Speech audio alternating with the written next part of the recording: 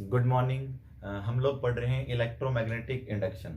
हमने last class में जो पढ़ा इलेक्ट्रोमैग्नेटिक इंडक्शन के बारे में पढ़ा हम लोगों ने, और जो लेंज लॉ और ये सब हम लोगों ने पढ़ ली है।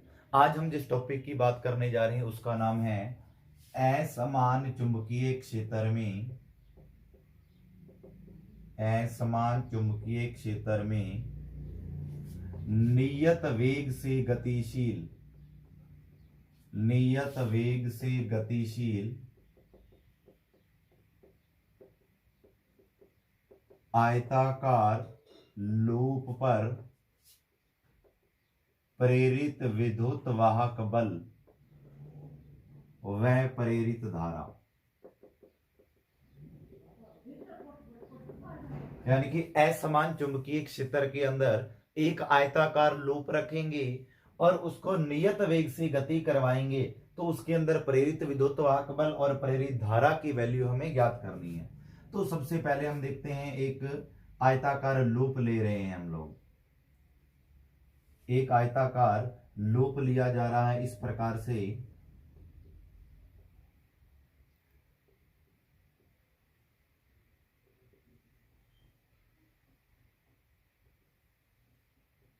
जिसको हमने नाम दे दिया ए बी सी और डी भुजा है इसकी।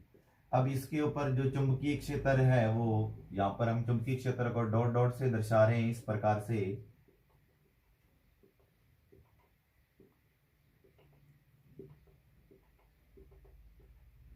इस भुजा पर जो चुंबकीय क्षेत्र है वो B1 है और इस भुजा पर जो चुंबकीय क्षेत्र है वो B2 है। कि ध्यान से देखेंगे कि हम लोगों ने क्या किया, एक चुंबकीय क्षेत्र लिया। इस चुंबकीय क्षेत्र के अंदर ABCD आयताकार धारावाही लूप रख दिया है हम लोगों ने, और इस लूप के AB भुजा पर चुंबकीय क्षेत्र B1 और यहां पर चुंबकीय क्षेत्र B2 है। इस लूप को हम इस दिशा में V वेग से आगे की तरफ खिसकाते हैं। इतना अगर हम इसको आगे की तरफ ले जाते हैं तो डेल टी समय में आगे लेकर जाते हैं V वेग से, तो तय की गई दूरी बराबर वेग इंटू समय होता है। वेग V और समय डेल टी है, तो V डेल टी ये तय की गई दूरी होगी और ये भी V डेल। एक चुंबकीय क्षेत्र में इसकी जो लंबाई की बात करें, यदि हम इसकी लंबाई जो है वो इस साइड चौड़ाई की बात करें तो वो स्मॉल l है। कि एक आयताकार लूप ABCD लिया गया है, धारावाही लूप जो कि एक चुंबकीय क्षेत्र में रखा है। असमान चुंबकीय क्षेत्र में चुंबकीय क्षेत्र के लंबवत जो है V वेग से गति कर रहा है। और यदि यहां पर चुंबकीय क्षेत्र भुजा AB पर B1 है और भुजा CD के ऊपर जो मैग्नेटिक फील्ड है चुंबकीय क्षेत्र B2 है, हम क्या कर रहे हैं, इसको V वेग से भुजा AB और भुजा CD यानी कि L लंबाई के लंबवत V वेग से इसको गति करवा रहे हैं। तो डेल टी समय में तय की गई दूरी V डेल टी होगी। दूरी बराबर वेग इंटू समय होता है। वेग जो इसका वेलोसिटी है वो V है और जो इसका टाइम है डेल टी है, तो distance is equal to velocity into time, V into del t होगा। और यदि हम बात करें इसके क्षेत्रफल की, इसके एरिया की, तो क्षेत्रफल यानी कि इसका बात करें डेल ए, तो क्षेत्रफल कितना पार किया जाएगा, लंबाई इंटू चौड़ाई। तो लंबाई इसकी जो है L, जो दूरी तय की जा रही है इसकी वो V डेल टी है, तो L into V del t इसका जो है एरिया हो जाएगा, इसका क्षेत्रफल हो जाएगा। अब हम इसको V वेग से इस साइड लेकर के आगे की तरफ गति करवा रहे हैं। भुजा CD और भुजा AB की लंबवत इस प्रकार से लेकर जा रहे हैं। तो ध्यान रहे, जितने समय में तो इस साइड से जो भुजा CD जितना क्षेत्रफल, जो जितना चुंबकीय क्षेत्र इसके अंदर प्रवेश करेगा, उतना जो भुजा AB से पीछे रह जाएगा, पीछे छूट जाएगा। यानी कि बराबर समय के अंदर जितने समय में भुजा CD नया मैग्नेटिक फील्ड के अंदर एंटर करती है आगे से, उतना ही ये मैग्नेटिक फील्ड पीछे छोड़ देती है, क्योंकि इस प्रकार से ये आगे की तरफ चलता हुआ जा रहा है आयताकार लूप। तो अगर हम बात करें कि जो बात करते हैं भुजा AB पर, भुजा AB के ऊपर जो है चुंबकीय फ्लक्स में कमी आ रही है, क्योंकि पीछे की तरफ मैग्नेटिक फील्ड जो है घटता जा रहा है और आगे की तरफ प्रवेश करता जा रहा है, बढ़ता जा रहा है। तो इस तरफ तो चुंबकीय फ्लक्स में कमी हो रही है और इस साइड जो है चुंबकीय फ्लक्स में वृद्धि हो रही है। तो भुजा AB की साइड जो चुंबकीय फ्लक्स है उसके अंदर जो कमी है वो ज्ञात करेंगे। φ1 is equal to B1 del A। तो आगे हम देखते हैं φ1 is equal to B1 del A की वैल्यू LV डेल T है, तो LV डेल T। फिर हम बात करते हैं कि भुजा CD की तरफ बात करें तो जो B2 चुंबकीय क्षेत्र है, मैग्नेटिक फील्ड है, इतना प्रवेश कर रहा है, तो चुंबकीय फ्लक्स में जो वृद्धि होगी वो B2 डेल A होगी। तो φ2 is equal to B2 del A की वैल्यू LV डेल T है, तो हम इसको इस प्रकार से लिख लेंगे। फिर हम बात करते हैं कि जो डेल्टा फाई की वैल्यू आएगी, चुंबकीय फ्लक्स में परिवर्तन कितना हुआ, इधर तो कमी हुई है, इधर वृद्धि हुई है, तो परिवर्तन कितना हुआ है वो देखेंगे। φ2 माइनस φ1 होता है चुंबकीय फ्लक्स में परिवर्तन, तो हम इनकी वैल्यू पुट करेंगे। Del phi is equal to φ2 की वैल्यू है B2 LV del T minus B1 LV del T। तो आगे हम देखते हैं यहां से LV डेल T कॉमन आ रहा है पूरे में से, अंदर बचता है B2 माइनस B1। और फिर आगे देखें डेल फाई डेल T को मैं नीचे ले आया, इधर बचेगा LV B2 माइनस B1, तो ये बच जाता है।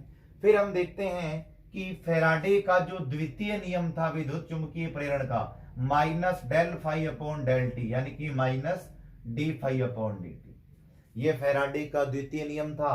और ये यदि हम इसकी जगह अप्लाई करते हैं, इसके साथ कंपैरिजन करते हैं यदि हम लोग, तो E की वैल्यू हमें प्राप्त होती है, इसकी जगह E लिखेंगे, लेकिन माइनस का, क्योंकि यहाँ माइनस नहीं है, और जो इसका नियम होता है वो माइनस ऋणात्मक फ्लक्स की दर के बराबर होता है प्रेरित विद्युत वाहक बल।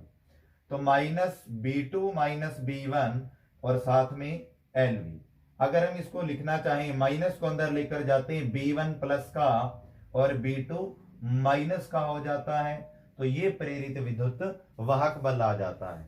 रिपीट करेंगे कि एक असमान चुंबकीय क्षेत्र के अंदर एक धारावाही लूप, आयताकार लूप ABCD चुंबकीय क्षेत्र के लंबवत इस प्रकार से स्थित है, जो कि जिसकी जो लंबाई है भुजा AB और भुजा CD की वो L दे रखी है, और V वेग से ये चुंबकीय क्षेत्र के लंबवत गति कर रहा है, नियत वेग से, V वेग से। इस प्रकार से हम इसको आगे खिसकाते जा रहे हैं। तो डेल टी समय में तय की गई दूरी जो होगी वो V वेग से चल रहा है, और डेल टी समय, तो दूरी बराबर वेग इंटू समय, V वेग डेल टी समय है, तो इतनी तय की गई दूरी V डेल टी होगी, और ये भी V डेल टी होगी। अब यदि हम इसको इस प्रकार से खिसकाते जा रहे हैं, तो इस साइड से चुंबकीय क्षेत्र घटता जा रहा है, पीछे रहता जा रहा है, कमी होती जा रही है, तो आगे की तरफ यानी कि भुजा CD की तरफ चुंबकीय क्षेत्र प्रवेश करता जा रहा है, तो चुंबकीय फ्लक्स में वृद्धि हो रही है। तो क्षेत्रफल लंबाई इंटू चौड़ाई, तो L into V del t होगा। और फ्लक्स की बात करें कि भुजा AB के ऊपर फ्लक्स में कमी होगी, पीछे की तरफ रह रहा है, तो फ्लक्स में कमी φ1 B1 डेल्टा A होगा, डेल A होगा। तो ये हमने चुंबकीय फ्लक्स की डेफिनेशन से पढ़ा है। तो B1 डेल A की वैल्यू LV डेल T थी, हमने पुट की है यहाँ पर। और देखते हैं आगे इस साइड भुजा CD के ऊपर फ्लक्स में जो वृद्धि है B2 डेल A होगी, तो B2 डेल A की वैल्यू LV डेल T हमने पुट की है। और डेल फाई यानी कि चुंबकीय फ्लक्स में परिवर्तन कितना हुआ है, तो φ2 माइनस φ1, क्योंकि इस साइड कमी और इस साइड वृद्धि हो रही है, तो यानी कि परिवर्तन होता जा रहा है लगातार चुंबकीय फ्लक्स में, तो जो कि डेल फाई होगा। तो φ2 की वैल्यू और φ1 की वैल्यू यहां से पुट की है हमने, यहाँ पे रख दी है, और LV डेल T पूरे में से कॉमन आ रहा है, तो हमने बाहर ले लिया। फिर डेल T को हम अपोन में ले आए, del phi upon del T is equal to LV B2 minus B1 मिलेगा। फिर देखते हैं फैराडे का द्वितीय नियम विद्युत चुंबकीय प्रेरण का, कि फ्लक्स परिवर्तन की ऋणात्मक दर प्रेरित विद्युत वाहक बल के बराबर होती है, is equal to minus del phi upon del T या minus D phi upon D T. फिर हम इसकी जगह माइनस का E लिख सकते हैं, क्योंकि ये माइनस की वैल्यू है और ये प्लस है, तो माइनस यहाँ पर आ जाएगा आगे, और माइनस का अंदर गुणा करेंगे तो B1 तो होगा प्लस का और B2 माइनस का। तो ये इसका जो प्रेरित विद्युत वाहक बल प्राप्त हुआ है। और यदि इसका प्रतिरोध कैपिटल R है, तो हमें प्रेरित धारा ज्ञात करनी हो, तो कैसे ज्ञात करेंगे, यदि इसका प्रतिरोध कैपिटल R है, तो I is equal to E upon R apply करेंगे। E की वैल्यू हमने ज्ञात की है प्रेरित विद्युत वाहक बल की, B1 माइनस B2 LV और अपॉन में R। तो ये प्रेरित विद्युत वाहक बल है और ये इस आयताकार लूप में उत्पन्न प्रेरित धारा की। फिर हम नेक्स्ट टॉपिक के बारे में बात करते हैं, ऊर्जा संरक्षण। तो हमारा जो टॉपिक है उसका नाम है ऊर्जा संरक्षण, एनर्जी कंजर्वेशन।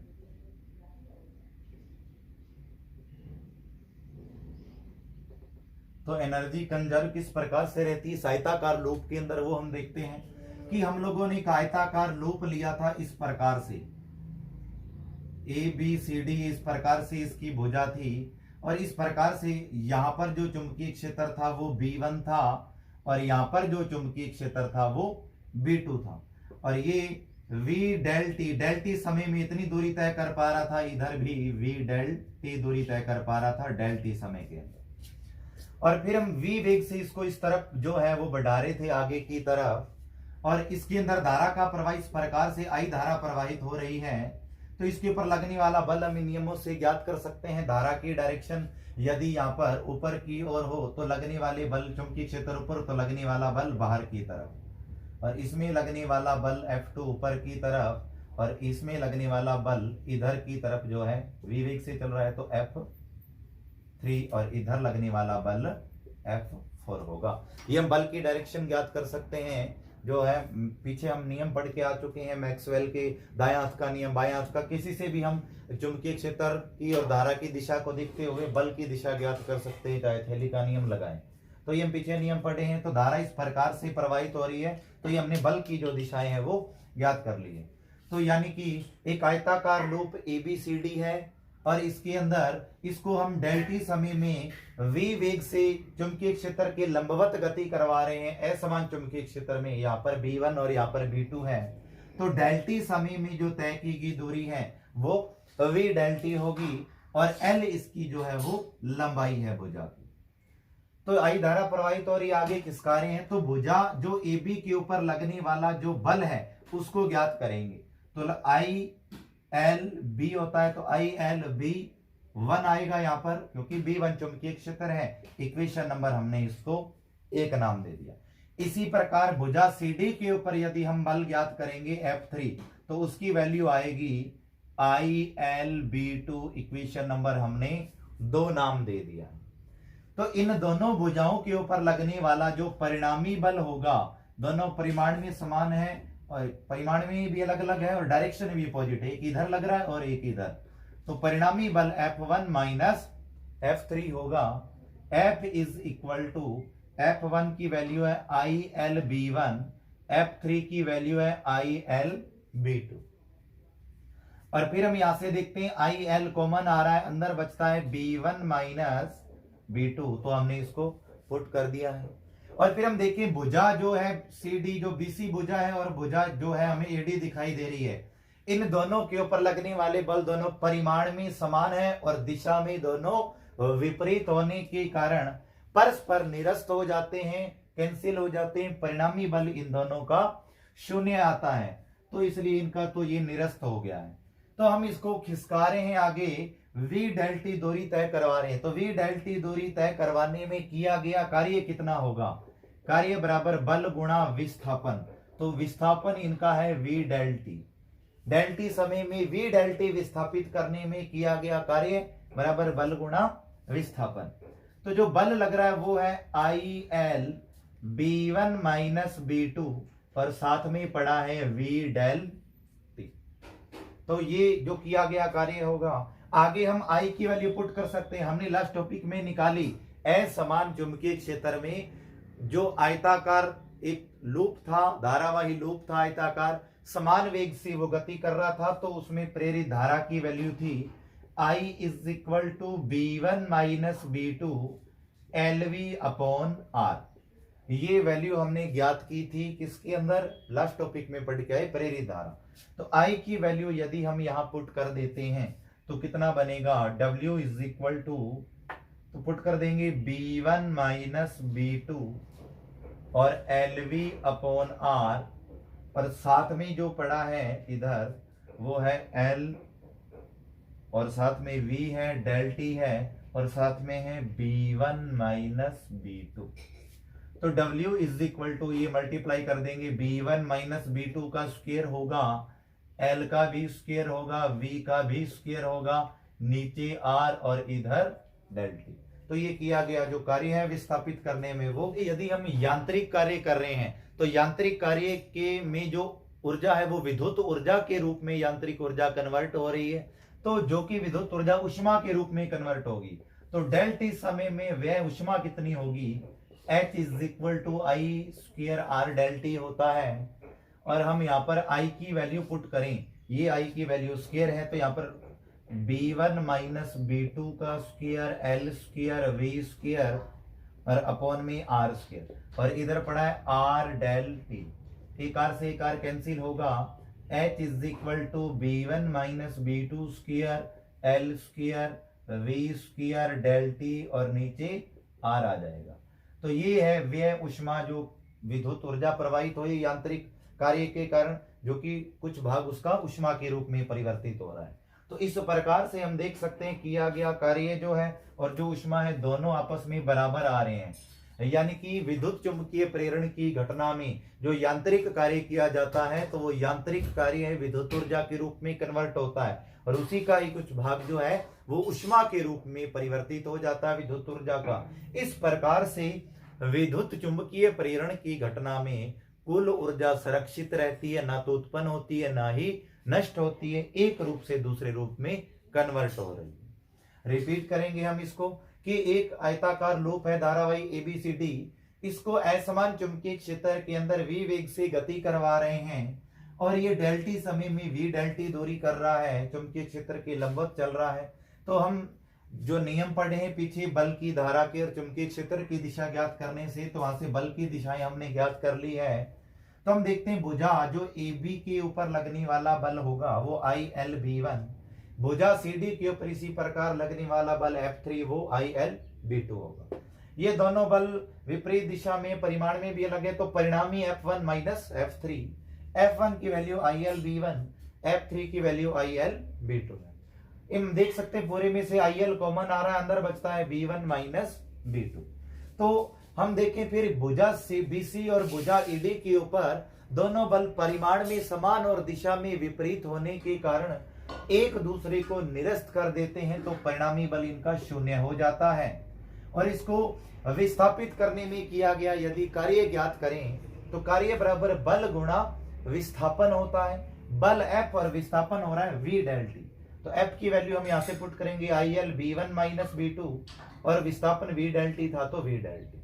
हम लास्ट टॉपिक में प्रेरित धारा की वैल्यू ये ज्ञात कर चुके हैं I की वैल्यू हम इस इक्वेशन में I की जगह पुट करेंगे तो ये बनेगा, जो ये मल्टीप्लाई हुआ तो ये हो चुका है, यानी कि किया गया कार्य, और किया गया कार्य ऊर्जा के रूप में और उष्मा के रूप में कन्वर्ट हो रहा है। तो उष्मा ज्ञात करेंगे, डेल टी समय में वे उष्मा की दर ज्ञात करें, उष्मा कितनी होगी, तो H is equal to I square R del T. तो आई स्क्वायर, तो आई की वैल्यू ये थी, स्क्वायर किया और आर डेल टी, आर से आर कैंसिल किया तो ये H की वैल्यू आई। हम देख सकते हैं कार्य और उष्मा दोनों की वैल्यू जो है आपस में इक्वल आ रही है, बराबर आ रही है। इसका मतलब विद्युत चुंबकीय प्रेरण की घटना में जो किया गया कार्य है वो जो यांत्रिक ऊर्जा वो विद्युत ऊर्जा में कन्वर्ट होती है, जिसका कुछ भाग विद्युत का ही उष्मा के रूप में कन्वर्ट हो जाता है। इस प्रकार कुल ऊर्जा संरक्षित रहती है। क्षण में प्रेरित विद्युत वाहक बल कि कोई भी एक क्षण है वो रोटेशनल मोशन कर रही है मैग्नेटिक फील्ड के अंदर, और उसके अंदर हम उसका इलेक्ट्रोमोटिव फोर्स ज्ञात करेंगे, प्रेरित विद्युत वाहक बल जो होगा वो ज्ञात करेंगे। देखेंगे हम लोग इसको कि चुंबकीय क्षेत्र से हम लोगों ने इस प्रकार से दर्शा लिया, कागज के तल के गुंबद इस प्रकार से इसकी दिशा को दर्शा रहे हैं क्रॉस से, और इसके अंदर हम देखते हैं कि L लंबाई की एक चालक छड़ ले ली है हम लोगों ने। L लंबाई की एक चालक छड़ है इस प्रकार से, जो कि चुंबकीय क्षेत्र के अंदर स्थित है। OA नाम दे दिया है हमने इस चालक छड़ को। और हम देखते हैं कि इस चालक छड़ का एक अल्पांश ले लेते हैं हम लोग DL, जो कि अल्पांश यहां से स्मॉल l दूरी के ऊपर स्थित है इसके केंद्र से। और ये जो छड़ है वो ओमेगा कोणीय वेग से चुंबकीय क्षेत्र के अंदर बी चुंबकीय क्षेत्र के अंदर घूर्णन कर रही है। कि एक चुंबकीय क्षेत्र एक समान बी चुंबकीय क्षेत्र लिया गया है, रखा गया, उसके अंदर एक कैपिटल एल लंबाई की चालक छड़ ओ बी रखी गई है जो कि ओमेगा कोणीय वेग से इसके अंदर घूर्णन कर रही है, ओमेगा कोणीय वेग से घूर्णन कर रही है, घूर्णन गति कर रही है। तो हमने इस चालक छड़ का एक अल्पांश dl ले लिया है जो कि इसके केंद्र बिंदु से स्मॉल l दूरी के ऊपर स्थित है।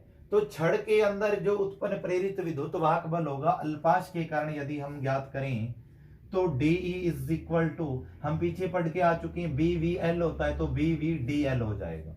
ये हमने पढ़ा है, जो हम पीछे जो टॉपिक पढ़ के आए हैं लास्ट क्लास में उसके अंदर ये हम टॉपिक पढ़ के आए थे। लास्ट टॉपिक था कि E is equal to BVL, किसी जो छड़ के ऊपर सिरों के ऊपर उत्पन्न प्रेरित विद्युत वाहक बल या विभवांतर जो हमने ज्ञात किया था वो BVL था। तो DL अल्पांश के लिए जो उत्पन्न प्रेरित विद्युत वाहक बल और D is equal to BVDL होगा। और हम लोगों ने पढ़ा है रेखीय वेग और कोणीय वेग में संबंध V is equal to omega into उसकी दूरी जो है स्मॉल l है, तो V is equal to omega l, तो D is equal to B omega l और dl। ये तो था dl अल्पांश के कारण जो उत्पन्न प्रेरित विद्युत वाहक बल B ओमेगा l dl। और यदि हम बात करें संपूर्ण छड़ के ऊपर उत्पन्न प्रेरित विद्युत वाहक बल की तो देखेंगे 0 से l, इसको इंटीग्रेट करेंगे हम B ओमेगा l dl, और इसकी 0 से l थी लंबाई तो हम लोगों ने 0 से l इसकी लिमिट पुट कर दी है संपूर्ण छड़ के लिए। DE का इंटीग्रेशन ये होगा, B ओमेगा कांस्टेंट है बाहर ले लिया, L का DL के रिस्पेक्ट में L स्क्वायर अपॉन 2 होता है इंटीग्रेशन, तो हमने इसका इंटीग्रेट कर दिया। E is equal to B omega upper limit फिर lower limit L square upon 2, तो E is equal to 1 upon 2 B omega L square. तो ये इसका जो उत्पन्न प्रेरित विद्युत वाहक बल छड़ के अंदर, संपूर्ण छड़ के अंदर जब वो एक समान चुंबकीय क्षेत्र के अंदर ओमेगा कोणीय वेग से घूर्णन गति कर रही है तो उसके ऊपर जो प्रेरित विद्युत वाहक बल होगा 1/2 B ओमेगा L स्क्वायर होगा। और हमें पता है omega is equal to 2 pi f होता है यदि इसकी आवृत्ति जो है स्मॉल f है तो E is equal to 1/2 B into 2 pi f into L square, 2 से 2 cancel, E is equal to B pi L square f आ जाएगा। ये भी हम लिख सकते हैं और हम चाहे तो ये भी लिख सकते हैं क्योंकि पाई L स्क्वायर इस संपूर्ण छड़ के एक वर्ताकार पथ का जो है क्षेत्रफल होगा E is equal to pi L square, तो हम E is equal to BAF भी लिख सकते हैं, तो ये भी इसका प्रेरित विद्युत वाहक बल हो सकता है। रिपीट करेंगे कि चुंबकीय क्षेत्र के अंदर एक L लंबाई की एक चालक छड़ है जो कि ओमेगा कोणीय वेग से घूर्णन कर रही है चुंबकीय क्षेत्र में, OA छड़ का नाम दिया गया है। DL इस छड़ का अल्पांश लिया है जो कि केंद्र O से इसके स्मॉल l दूरी के ऊपर स्थित है। तो अल्पांश DL के कारण जो प्रेरित विद्युत वाहक बल होगा BVDL होगा। V is equal to omega L होता है कोणीय वेग और रेखीय वेग में संबंध, तो हम लोगों ने V की जगह ओमेगा L पुट किया। संपूर्ण छड़ के लिए प्रेरित विद्युत वाहक बल ज्ञात करना है तो इसको इंटीग्रेट कर दिया, 0 से L इसकी लेंथ थी तो हमने इसकी लिमिट पुट कर दी। B ओमेगा कांस्टेंट है, L का DL के रिस्पेक्ट में L स्क्वायर अपॉन 2 होता है समाकलन इंटीग्रेशन, फिर लिमिट पुट कर दी हमने 1/2 B omega L square. Omega is equal to 2 pi f होता है यदि इसकी फ्रीक्वेंसी आवृत्ति f है, तो हमने ओमेगा की जगह 2 पाई f पुट किया, 2 से 2 कैंसिल किया तो पीछे ये रह जाता है और पाई L स्क्वायर इसका क्षेत्रफल हो जाएगा वर्ताकार पथ का छड़ जिसमें गति कर रही है घूर्णन गति, तो E is equal to BAF भी इसका प्रेरित विद्युत वाहक बल हो जाता है। नेक्स्ट टॉपिक है कि समरूप चुंबकीय क्षेत्र में, समरूप चुंबकीय क्षेत्र में घूर्णन करती हुई धातु की चकती में प्रेरित विद्युत वाहक बल कि अभी हमने ज्ञात किया था लास्ट टॉपिक में कि एक छड़ थी, छड़ के ऊपर उत्पन्न प्रेरित विद्युत वाहक बल जो कि चुंबकीय क्षेत्र के अंदर गति कर रही थी। अब जो है एक चकती है धातु की जो कि चुंबकीय क्षेत्र के अंदर घूर्णन गति कर रही है। इसकी जो त्रिज्या की बात करें हम लोग तो स्मॉल r त्रिज्या है, ओमेगा कोणीय वेग से ये घूर्णन कर रही है इसके अंदर। तो इसके पर जो प्रेरित विद्युत वाहक बल होगा वो कितना होगा, वही हमें ज्ञात करना है। तो ध्यान रहे कि हम ऐसी ही जो धातु की जो छड़ें थी, धातु की अनेक छड़ों को मिला दें, अनेक छड़ों को मिला दें तो एक ये जो है वो चकती बन जाती है। तो इसी प्रकार से धातु की जो अनेक एल लंबाई की यदि हम लोग छड़ों को मिला देते, आपस में जोड़ करके रख देते हैं तो यो चकती का निर्माण हो जाता है, एक चकती बन जाती है। तो यानी कि जो चकती की त्रिज्या है वो इस छड़ की लंबाई के बराबर है। तो अनेक जो चालक छड़ थी धातु की उसको मिलाकर के हमने एक चकती बना दी है। तो चकती की जो त्रिज्या है वो छड़ के बराबर होगी, क्योंकि छड़ की लंबाई एल थी तो त्रिज्या इसकी स्मॉल आर है तो उसके इक्वल होगी। तो हम बात करें एक छड़, जो छड़ थी, छड़ के ऊपर प्रेरित विद्युत वाहक बल था is equal to B A F, और ए इसका जो क्षेत्रफल होगा वो फिर चकती का पाई आर स्क्वायर होगा, क्योंकि त्रिज्या इसकी जो है स्मॉल आर है। तो is equal to B pi R square F हो, और omega is equal to 2 pi F होता है, हमने पढ़ा है, जो इसकी कोणीय आवर्ती 2 पाई एफ। एफ की वैल्यू निकालें यहां से तो ओमेगा अपॉन 2 पाई होगा। तो ये एफ की वैल्यू हम पुट करें, A is equal to B pi R square, F की जगह वैल्यू पुट करते ओमेगा अपॉन 2 पाई, पाई से पाई कैंसिल हो रहा है, A is equal to 1 upon 2 B omega R square. तो ये इस धातु की चकती जो एक समान चुंबकीय क्षेत्र में घूर्णन कर रही है तो उस पर जो प्रेरित विद्युत वाहक बल होगा कि एक समान चुंबकीय क्षेत्र में स्मॉल आर त्रिज्या की धातु की एक चकती है, ओमेगा कोणीय वेग से घूर्णन कर रही है, और ये अनेक धातु की छड़ों से मिलकर बनी हुई है एल लंबाई की छड़ों से। तो जो छड़ की लंबाई हुई फिर वो त्रिज्या के बराबर हुई चकती की। तो और छड़ के लिए बात करें तो छड़ पर प्रेरित विद्युत वाहक बल बी ए एफ का, ए इसका पाई आर स्क्वायर होगा, क्षेत्रफल चकती का एक वर्ताकार रूप में है तो पाई आर स्क्वायर। तो हमने ए की जगह पाई आर स्क्वायर पुट किया, omega is equal to 2 pi F होता है, एफ की वैल्यू निकालें तो 2 पाई अपॉन में आएगा ओमेगा अपॉन 2 पाई, एफ की वैल्यू पुट करते हैं, पाई से पाई कैंसिल, तो प्रेरित विद्युत वाहक बल is equal to 1 upon 2 B omega R square होगा।